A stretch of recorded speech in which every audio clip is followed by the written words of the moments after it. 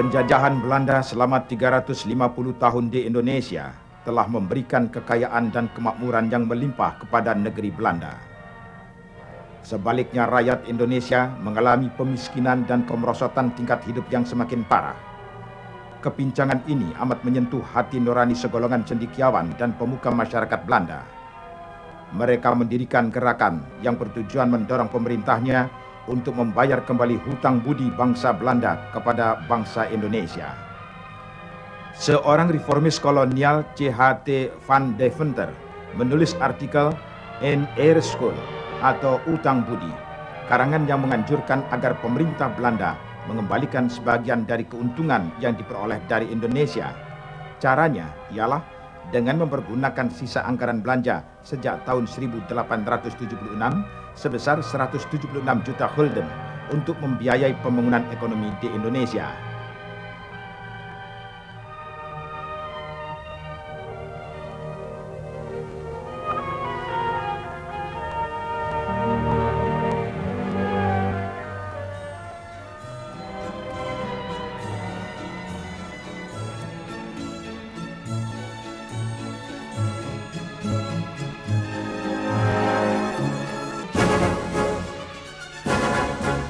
Untuk mengatasi kegawatan masalah ini, pemerintah Hindia Belanda menugaskan Asisten Residen Sukabumi, H.G. Heiting, mengadakan penelitian untuk memindahkan penduduk Jawa keluar Pulau Jawa.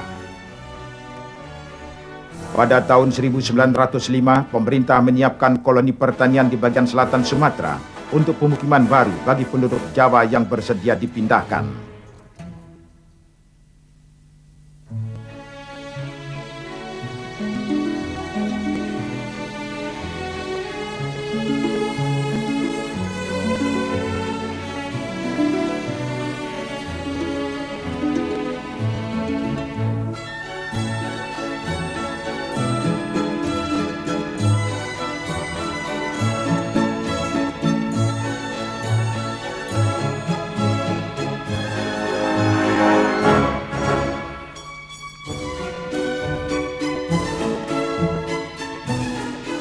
Setelah melalui berbagai persiapan, pemindahan penduduk pertama berlangsung dalam bulan November 1905. Penduduk yang mengikuti kolonisasi ini berjumlah 155 kepala keluarga dengan tujuan Gedong Tataan di Lampung Selatan.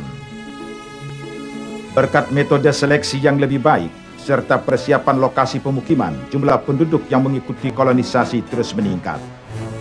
Tahun 1930, jumlah imigran dari Jawa mencapai 30.000 jiwa. Pemerintah kolonial melancarkan propaganda melalui buku-buku bacaan sekolah. Masalah kependudukan baru diusahakan pemecahannya setelah pengakuan kedaulatan tahun 1950.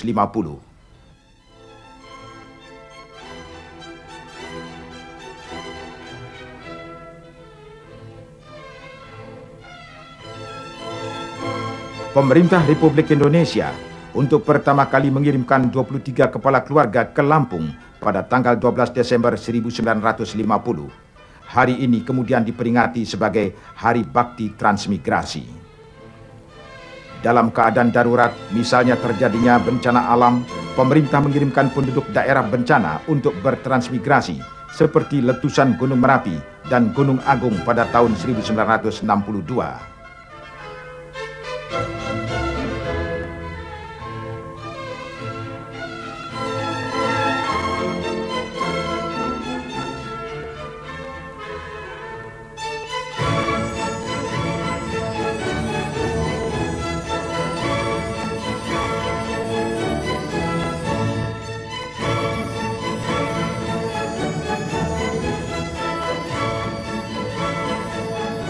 Dalam era pembangunan Orde Baru, masalah kependudukan menjadi bagian integral dari pembangunan nasional jangka panjang.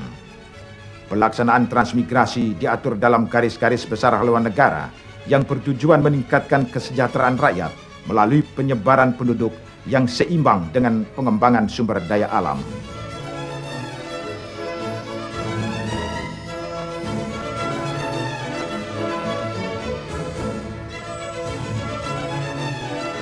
Penyiapan daerah penerima disempurnakan melalui 2 tahap perencanaan, yaitu perencanaan makro dan mikro.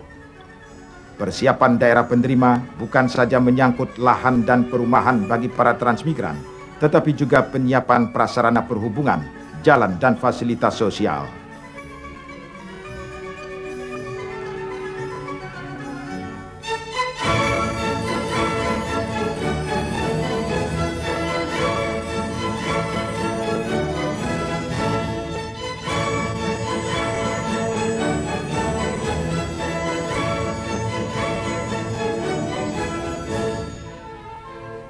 Sarana ibadah, pendidikan dan perawatan kesehatan telah disiapkan di lokasi pemukiman.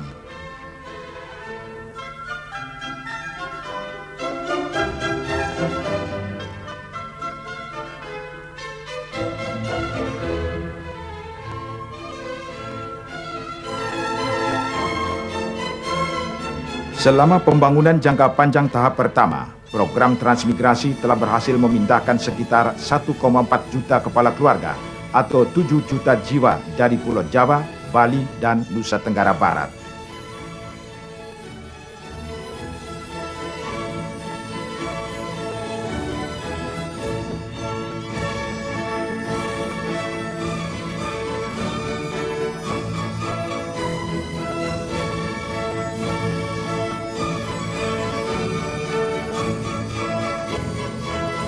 Program transmigrasi ternyata ikut mendorong pertumbuhan daerah penerima. Investasi ikut berkembang, sejalan dengan tumbuhnya daerah-daerah pemukiman baru. Kedatangan tenaga terampil dan produktif dalam jumlah besar langsung ikut memutar kegiatan ekonomi setempat. Pengiriman transmigran disesuaikan dengan kondisi daerah penerimaan. Sepanjang pantai timur Sumatera, Kalimantan bagian selatan dan barat, serta Sulawesi, dibuka proyek pengembangan lahan pasang surut. Tujuannya ialah untuk mengembangkan daerah berawa-rawa menjadi produktif untuk budidaya pertanian dan perikanan. Transmigrasi daerah pasang surut dipolakan untuk mengembangkan tanaman keras di samping pertanian yang menghasilkan pangan.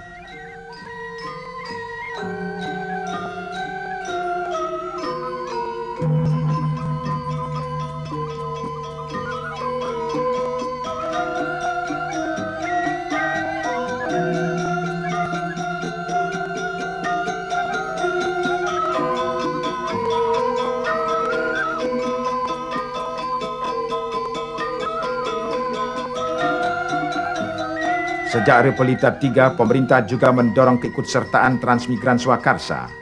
Transmigran swakarsa terdiri dari anggota keluarga yang menyusul keluarga yang telah berhasil di daerah pemukiman baru.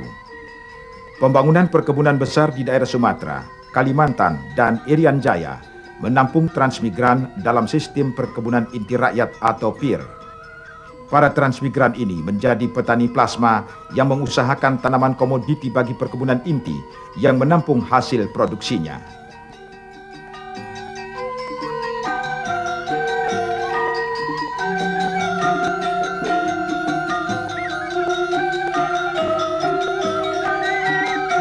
Sejak Pelita keempat, transmigrasi juga diintegrasikan dengan pembangunan industri hasil hutan serta hutan tanaman industri, khususnya di Sumatera dan Kalimantan.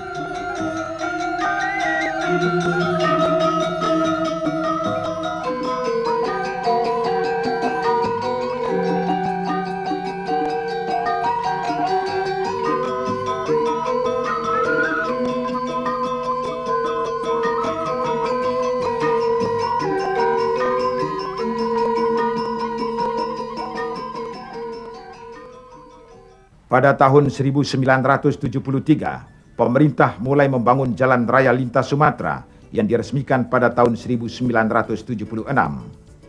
Namun kelancaran perhubungan darat antara dua pulau ini juga mengakibatkan arus balik penduduk Sumatera ke Pulau Jawa, khususnya di kota-kota besar. Kota-kota besar di Jawa dengan kehidupan malam yang gemerlapan tetap menarik para pendatang dari luar. Lahan-lahan yang luas di daerah menawarkan kemakmuran, namun harus ditebus dengan kerja keras dan cucuran keringat. Kota besar tidak selalu menawarkan kesenangan. Di sini terdapat kelompok masyarakat yang menghidupi dirinya dari sisa-sisa kelompok masyarakat lain yang lebih mampu. Keadilan sosial yang kita cita-citakan dalam Pancasila dan Undang-Undang Dasar 45 tidak akan pernah tercapai jika lingkaran ini tidak kita putuskan.